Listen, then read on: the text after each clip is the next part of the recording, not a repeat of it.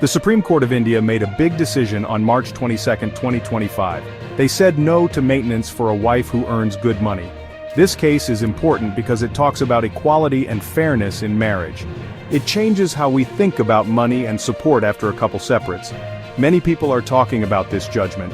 Some say it is a victory for women who are financially independent. Others worry that it might be unfair to women who are not as financially strong as their husbands. In this case, both the husband and wife had good jobs. The wife was an assistant professor, just like her husband. She earned around 60,000 rupees per month, while her husband earned around 1 lakh rupees per month. They were both financially secure. The wife had asked for maintenance from her husband. Lower courts had rejected her plea. The Supreme Court also rejected her plea. They used Article 136 of the Constitution to do this. The court said that the wife was already earning well. She didn't need financial help from her husband.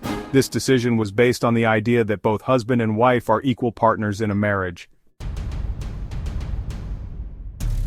The Supreme Court's judgment is a big deal. It shows that times are changing. The court is now giving more importance to financial independence. They are saying that if a woman can support herself, she doesn't need maintenance.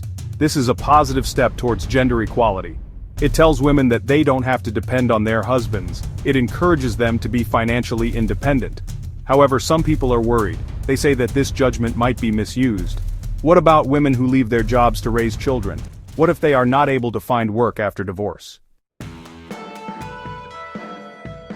The Supreme Court has shown that they are moving towards a more balanced approach. In January 2025, they ruled in favor of a wife who was seeking maintenance. They considered the circumstances of the case. They took into account the allegations of dowry and abuse.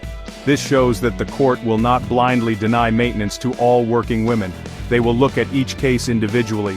They will consider all factors before making a decision. The message is clear.